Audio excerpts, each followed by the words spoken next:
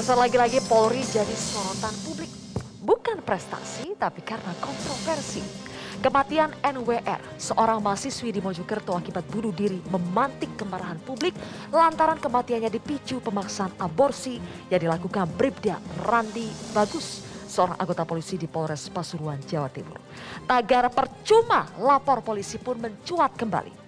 Komnas HAM bilang NWR pernah melapor ke Propam soal kasus yang ia alami. Tapi Mabes Polri membantah hal tersebut, nggak ada katanya. Kritik terhadap Polri tidak hanya datang dari masyarakat, tapi Presiden juga berulang kali mengkritik Polri. Teranyar Presiden heran, kenapa sih Kapolda dan Kapolres yang baru dilantik malah sowan ke sesepuh ormas biang onar. Presiden sampai bilang jangan menggadaikan kewibawaan kepada pelanggar hukum dong. Presiden Jokowi juga kerap menyinggung tindakan reaktif yang dilakukan jajaran Polri terhadap kritik masyarakat ke Presiden. Masih ingat dong soal penghapusan mural Presiden dan aksi pengamanan masyarakat yang mencoba menyampaikan aspirasi ke Presiden. Yang mengherankan adalah padahal Presiden kan sudah berkali-kali ya mengingatkan Kapolri dan Kapolri pun sampai potong kepala anggota yang melanggar aturan. Tapi kenapa susah sekali menertibkan kelakuan-kelakuan polisi ini secara menyeluruh?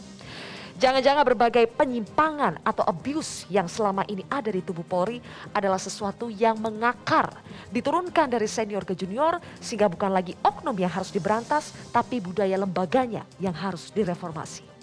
Reformasi jangan hanya sekedar ucapan manis saja, publik butuh bukti, bukan janji. Inilah kontroversi selengkapnya, reformasi basa-basi bersama saya Zilvia Iskandar.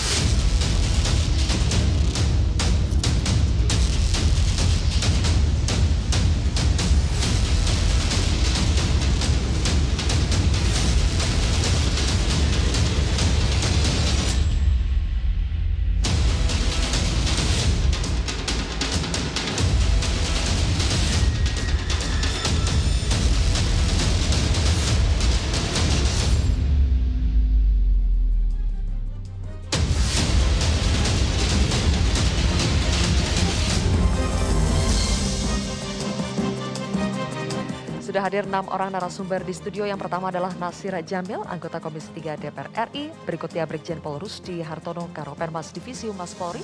Selanjutnya Edi Hasibuan, Direktur Eksekutif Lemkapi. Dan ada M. Isnur, Ketua Advokasi YLBHI. Kemudian Kurnia Ramadana, Peneliti ICW. Dan Adrianus Meliala, Kriminolog. Selamat malam Bapak-Bapak, terima kasih sudah hadir di kontroversi. Saya akan mulai dari Prof. Adrianus terlebih dulu. Prof, kalau sudah banyak kasus kekerasan yang dilakukan polisi, salah oknum atau salah lembaganya? Jadi begini ya, sebetulnya kalau dibicara mengenai kesalahan pasti akan ada saja. Cuma jangan lupa bahwa kesalahan-kesalahan tersebut itu sebetulnya jumlahnya akan jauh lebih besar, jauh lebih kecil. Ya, mengingat sebetulnya sudah ada satu kebijakan, komitmen pimpinan, demikian juga instrumen-instrumen pengawasan yang dilakukan. Artinya kalau tidak ada kebijakan yang jelas, komitmen pimpinan, instrumen pengawasan, maka saya amat yakin bahwa sebetulnya jumlah pelanggaran yang ada, jumlah penyimpangan yang ada itu akan jauh lebih besar. Nah, pertanyaan saya adalah kepada Polri dan juga kepada kita adalah bahwa sebetulnya kita sudah punya instrumen belum mengukur sampai mana sebetulnya penyimpangan yang kemudian kita dapat tolerir untuk kemudian kita jadikan atau kita anggap sebagai kesalahan organisasi dan bukan lagi kesalahan oknum. Dalam hal ini saya berpendapat bahwa Polri tidak punya standar itu. Sehingga mudah sekali kemudian lalu kita mengatakan bahwa itulah kesalahan oknum. Betul. Padahal sebetulnya karena saking banyaknya, karena sebetulnya sudah ada mindset yang kemudian lalu membuat itu sebenarnya adalah satu konteks yang bersifat organisasional. Kalau menurut Anda ini salah oknum atau sebetulnya lembaga juga punya andil?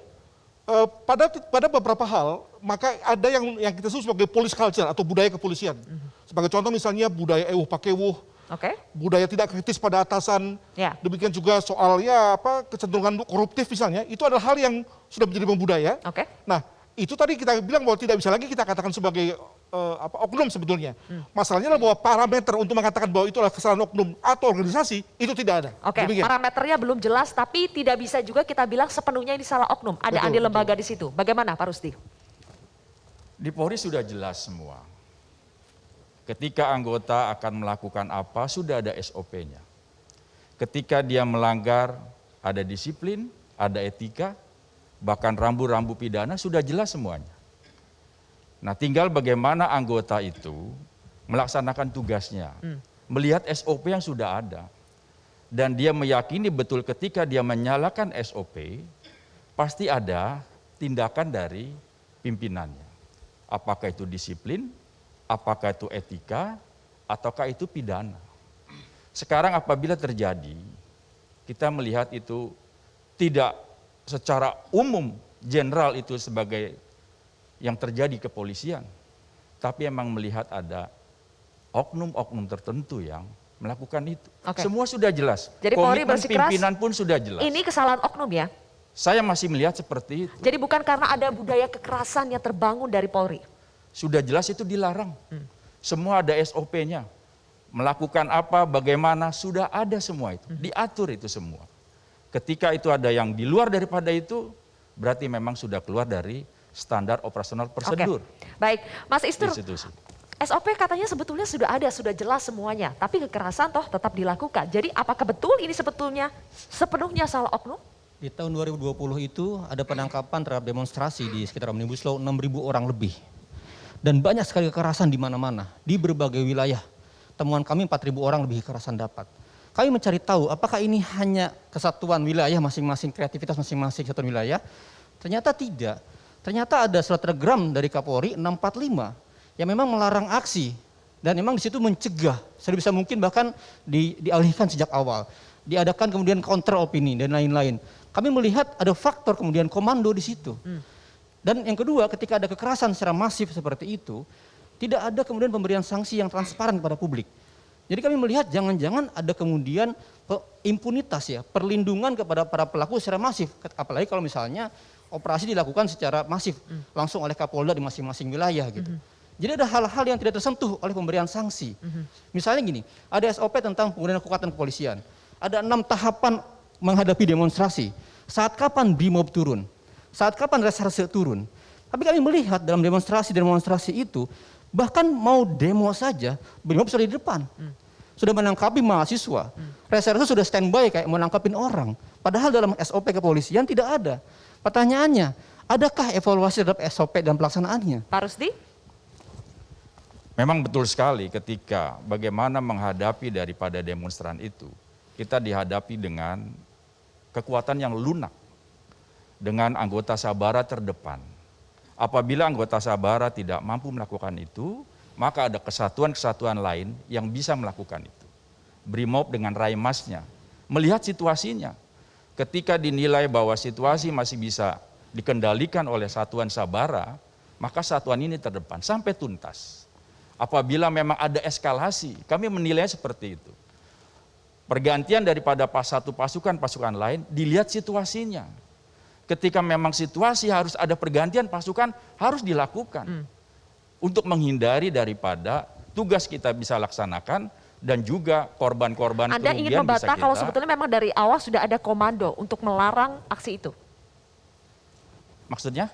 Tadi kan dikatakan kalau ini Ya, sebetulnya ada komando. STR 645 bilang begitu. Dan tadi saya bilang, belum aksi saja BRIMOB sudah menjaga, maka tidak sesuai dengan SOP. Kami protes, kami temui Wakapolri, temui Kapolda. Ya tapi tanggapannya langsung ya tidak ada kemudian tindak lanjutnya waktu itu. Bahwa itu ada SOP yang salah. Sejak awal BRIMOB menghalangi, motor trail sudah menjaga, langsung ditangkepin oleh reserse. Aksi belum mulai, eskalasi bahkan belum terjadi apapun. Itu terjadi dan masyarakat melihat itu semua. Masyarakat menyaksikan kesalahan itu. Makanya kejadian di Tangerang kan ada anggota yang bahkan yang membanting ya, mahasiswa ketika berdemonstrasi. Dalam beberapa kasus, Prof. Adrianus, apakah Anda melihat memang ada komando seperti ini, terutama untuk aksi-aksi demonstrasi? Kembali ke tadi soal yang dikatakan sebagai oknum ya, maka kembali pada hakikat kepolisian sebagai organisasi paramiliter, semuanya pakai pendekatan perintah, maka sebetulnya tidak ada inisiatif individual.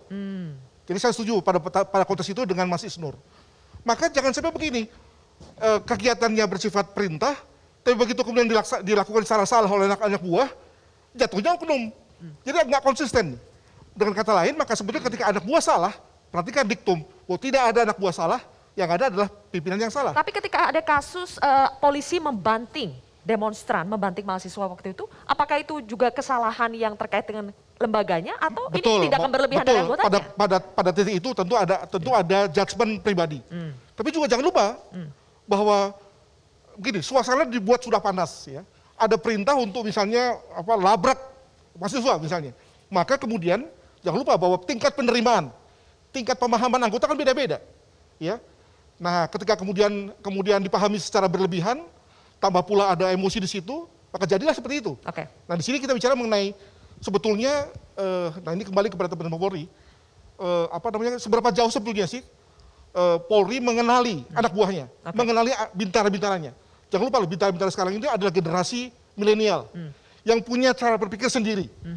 Bukan hanya milenial, tapi juga mereka dididik dengan pendekatan multimedia, pendekatan Zoom. Nah, ini selalu butuh suatu cara mendekati yang lain. Demikian. Oke, Bang Edi, betulkah sebetulnya Anda melihat, memang betul sekarang sudah ada SOP-SOP yang jelas bagaimana apa yang boleh dan tidak boleh dilakukan oleh anggota kepolisian. Tapi apakah itu mengakar sampai ke level paling bawah? Kalau memang sudah ada SOP-nya, kenapa masih banyak pelanggaran? Terima kasih. Betul tadi kata Pak Rusdi bahwasanya memang semua aturan-aturan sudah ada. Ya. Termasuk misalnya dalam penggunaan kekuatan. Ada peraturan Kapolri yang mengatur soal itu. Bagaimana tahapan-tahapan dilakukan. Mulai dari misalnya pendekatan persuasif sampai tidak tindakan tegas yang dilakukan. Namun demikian memang tidak mudah. Kadang-kadang dalam situasi tertentu kita boleh bicara seperti ini, normal semua, akan sesuai dengan aturan. Namun ketika misalnya ada eskalasi yang yang agak mengganggu keamanan, tentu memang harus dibutuhkan tindakan-tindakan yang cepat. Kenapa dilakukan? Karena untuk menjaga agar situasi tetap kondusif di lapangan. Memang saya sampaikan bahwasanya tidak mudah untuk melakukan pengamanan di lapangan.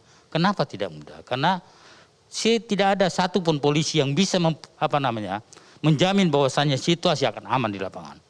Kenapa? Karena memang terkadang situasi ini yang membuat situasi menjadi, termasuk misalnya kalau kita lihat kemarin ada polisi yang membanting.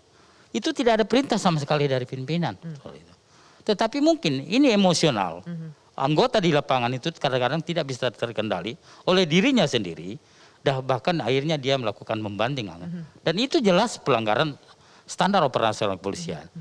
Ada juga peraturan tadi, ada peraturan penggunaan kekuatan, ada aturannya. Tidak boleh melakukan itu.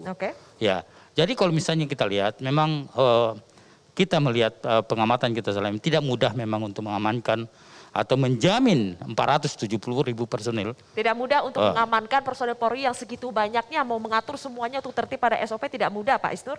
Persis. Ketika misalnya Pak Kapolri dengan beberapa pejabat buat SKB terkait ITE, di mana di situ misalnya ada kata kalau pejabat publik tidak boleh teruskan laporan polisinya. Kami mengecek ke 17 LBH dan banyak kasus ITE di berbagai wilayah. Kami cek itu, bagaimana kalau pejabat laporan, faktanya dilanjutkan. Fathia Haris yang ICW Kontras dan Lokataru diteruskan penyelidikannya. Padahal jelas mereka mengkritik pejabat publik gitu. Jadi orang mempertanyakan konsistensi perintah Pak Kapolri, SKB, SE, SOP dan lain-lain dengan praktik di lapangan. Nah, sekarang kita sudah bisa melihat secara terbuka karena banyak sosial media. Orang membeberkan satu persatu kasus. Dan orang bisa memantau, melihat langsung fakta-fakta itu. Dan itu nggak bisa dibantah karena fakta gitu. Nah, bagaimana melihat fenomena yang demikian banyak di berbagai wilayah dan terjadi tiap hari. Berbicara soal konsistensi laporan mana yang ditindaklanjuti atau tidak, berkali-kali terhitung ya setidaknya 2 kali beredar tagar percuma lapor polisi. Terakhir ketika kasus NWR ini mencuat, betulkah polisi selama ini tebang pilih untuk menindaklanjuti laporan-laporan yang ada? Dan betulkah sebetulnya perintah dari Kapolri yang mengatakan akan memotong kepala orang-orang yang melanggar aturan di tubuh Polri itu bisa menjadi senjata ampuh untuk mengurangi pelanggaran-pelanggaran yang terjadi di tubuh Polri? Kami akan bahas sesaat lagi pemirsa, tetaplah di Kontroversi.